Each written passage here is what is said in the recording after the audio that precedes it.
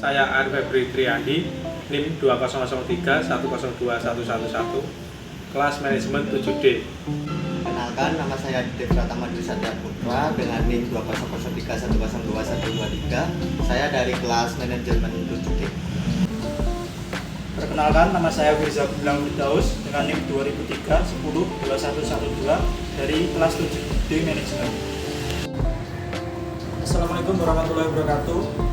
Di sini kelompok kami akan berdiskusi mengenai otoritas jasa keuangan. Yang pertama, apakah OJK berhak menutup lembaga keuangan dengan hak tertentu? Mas Ari, boleh jawab? Ya, terima kasih Mas Firza. OJK ini merupakan lembaga yang bertanggung jawab mengawasi dan mengatur sektor keuangan di Indonesia. Kemudian mereka memiliki kewenangan untuk mengambil tindakan pengawasan terhadap lembaga keuangan, termasuk memberikan peringatan atau bahkan menutup lembaga keuangan jika terjadi pelanggaran hukum. Namun keputusan untuk menutup lembaga keuangan harus didasarkan pada hukum dan prosedur yang berlaku. OJK juga harus memastikan bahwa tindakan yang mereka lakukan sesuai dengan hukum yang berlaku. Gitu Mas. Iya Mas. Kemudian yang memimpin OJK itu siapa Mas?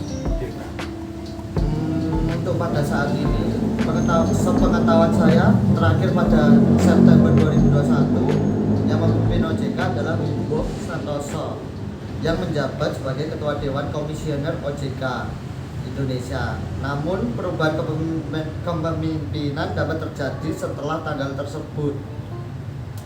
Jadi disarankan untuk memeriksa sumber resmi atau berita terkini atau informasi yang lebih akurat. Terus untuk Mas Firza, apakah OJK memiliki keterkaitan dengan pemerintahan keuangan? Ya Mas, OJK memiliki keterkaitan dengan Kementerian Keuangan. Walaupun OJK adalah lembaga yang independen atau berdiri sendiri, namun mereka menjalin kerjasama dengan pemerintah melalui Kementerian Keuangan untuk mencapai tujuan bersama untuk menjaga kestabilan pada sektor keuangan.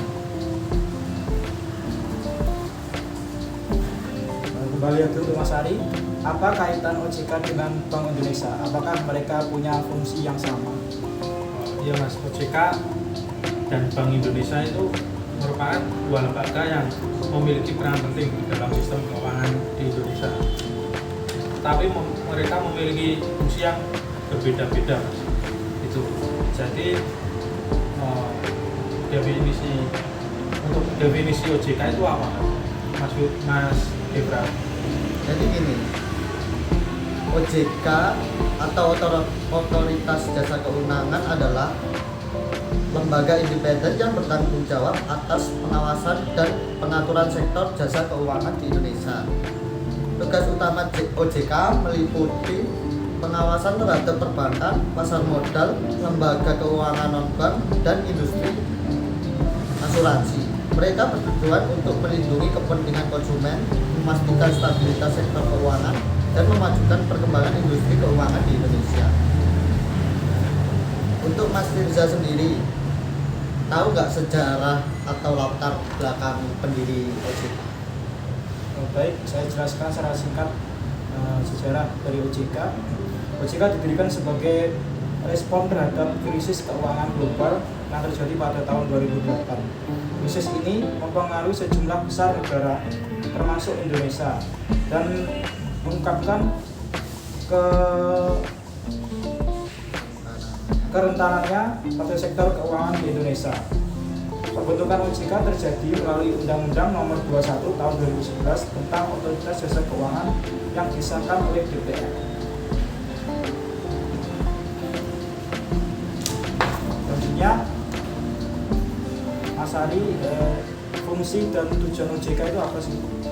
Ya, fungsi OJK merupakan yaitu melaksanakan pengaturan, kemudian pengawasan, pemeriksaan, dan penyidikan terhadap kegiatan lembaga jasa keuangan di Indonesia, termasuk perbankan, pasar modal, lembaga keuangan non-bank, dan juga industri asuransi. Itu Mas. Jadi berikutnya tugas dan wewenang OJK itu untuk Mas Rifra itu apa tuh? Di OJK itu memiliki tugas dan wewenang yang luas dalam mengawasi sektor jasa keuangan di Indonesia. Baik, sekian diskusi dari kelompok kami. Kurang lebihnya mohon maaf. Assalamualaikum warahmatullahi wabarakatuh.